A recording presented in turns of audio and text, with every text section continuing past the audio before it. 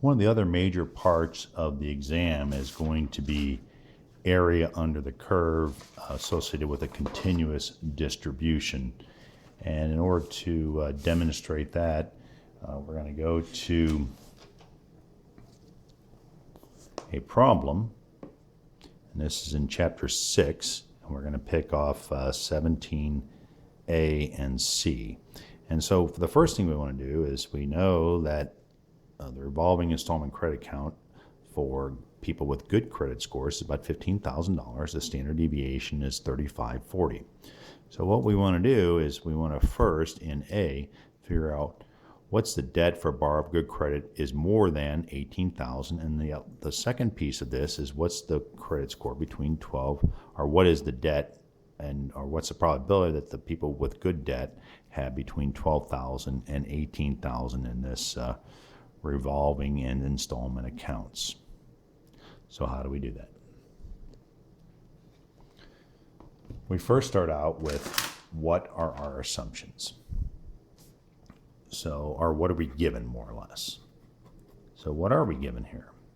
We know that the mu is equal to 15,015.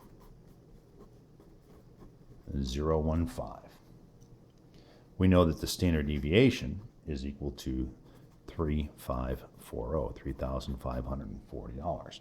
And so what we want to do is we want to find the probability that X is greater than or equal to $18,000. And this is on part A. So how do we do that? Well, the first thing we do is we draw up our handy dandy normal distribution curve that hopefully you're all becoming very, very familiar with. Okay. And we know that this is mu, and mu is equal to 15,015. We know that the standard deviation is 3540, and that's pretty much what we know. And so what we want to do is we want to say, okay, so now if we're looking for a value greater than 18,000,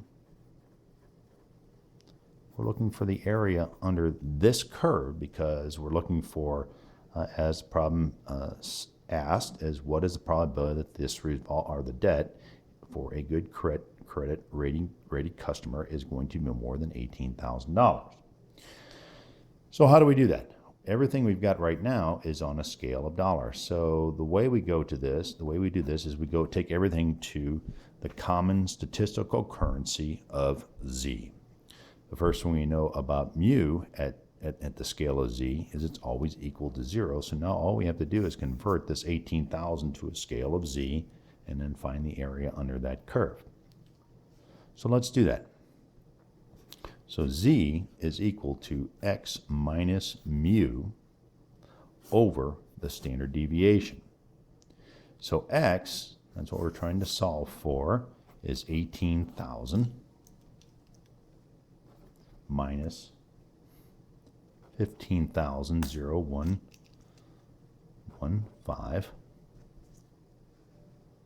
And then we divide by the standard deviation, which we know as a given, which was 3540. So now we just go in, we grab our calculator. By the way, you won't need calculators, as I mentioned on the exam, so these will be pretty easy numbers to calculate, but I'm using a calculator here. And we go 18,000 minus 15,015 is equal to 2985 divided by 3540. So 2985 divided by 3540 is equal to a 0.843. So now that we know the Z value at 18,000, here it is, all we have to do at this point is go to our Z table and find out what the probability is for this specific situation.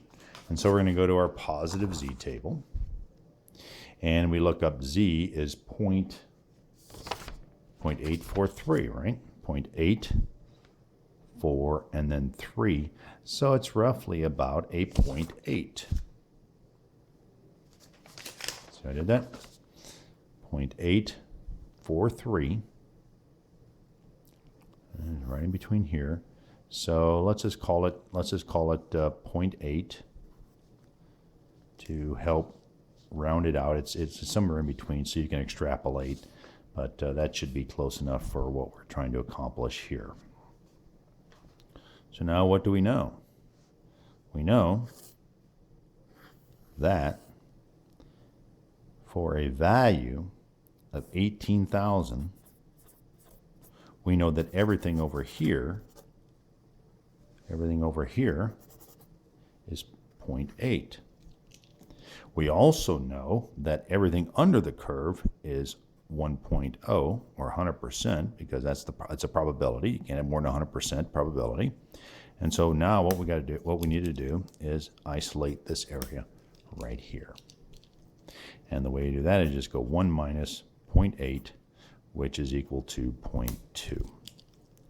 So you would conclude, plus or minus a few decimal points, is that the probability that the value or that the debt for those people who are rated as good credit ratings or good credit risk, that they're going to have over $18,000 in debt is about 20%.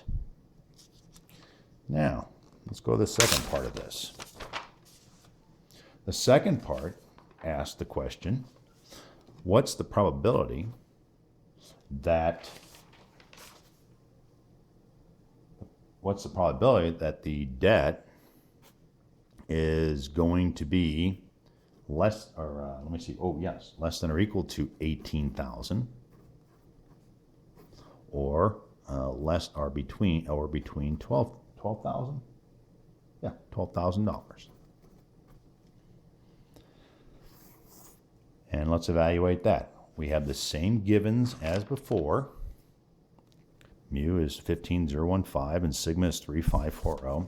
So the first thing we do is, just kind of taking it from the top, is we have our normal distribution curve.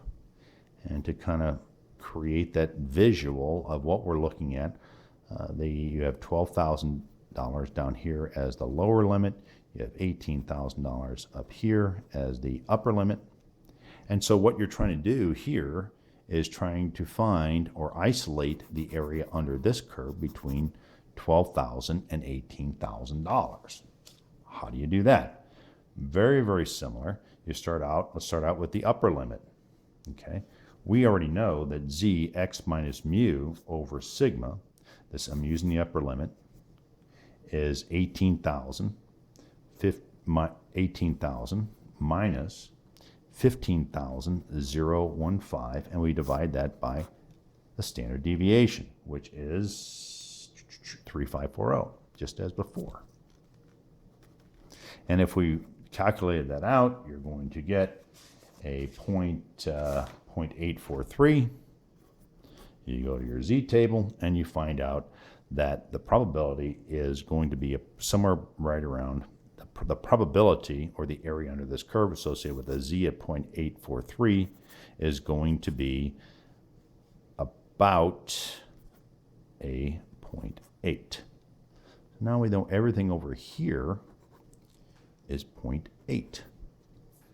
So to isolate this area, now all we got to do is find out what is the area under this curve here, right? And then we subtract the two out, and we should be able to come up with a probability for the isolation of 12,000 to 18,000. So now we looked at the upper limit. Let's look at the lower limit for a second.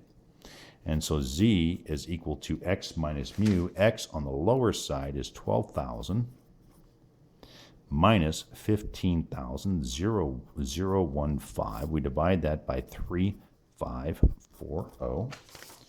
I'm going to take this through my calculator, hopefully if I can find it here. There it is. And so now we come up with 12,000 minus 15,015 equals a minus 3015. We divide by 3540, and we're going to come up with a value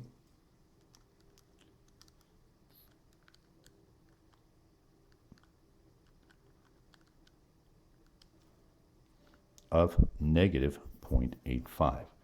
We come back over and we look at our z table, but this time we're looking at a negative value, right? So we come over to our z table, and we find a minus 0.85, and we see that that value is about 0.197, is exactly 0.1977. 1977, correct? So at this point, we know that the area under the curve, everything to this side is 80%. We know that everything to this side is 0.1977. The way we isolate that to figure out what is the probability that the debt is going to be between 12,000 and 18,000 is we take 0.8 minus 0.1977, and you're going to come up with a value that is going to be about 60%. 0.8 minus 0.1977 equals, and it actually comes in about a 0.6023, and let's call it 60%. So what have we found now? We've found that the probability that the debt is going to be 12,000, 18,000 is about 60%. And so that is the analysis. That's how you would go about determining the area under curve for this specific situation. What a creditor might do on this is say, well, you know what? If the normal debt load, or a debt load between 12 and 18,000 represents about 60%. If I get somebody that's up in, well over this 18,000, I know that they're maybe a little bit outside the norm. So I might ask them, as I'm evaluating what their credit worthiness is that I might ask them, well, what is your revolving and installment credit or credit lines that are out there? Conversely, if they say, hey, it's my credit line is actually less than $12,000, you're like, oh my goodness, that's pretty good. Or if you find that there's somewhere in here, that's somewhat normal. So this is how you would potentially evaluate the credit worthiness of a customer. And the bottom line here is you found first the area under the curve for greater than 18,000. Then you found the area under the curve for that which is between 12,000 and 18,000, and you've fully evaluated the credit situation for this specific situation.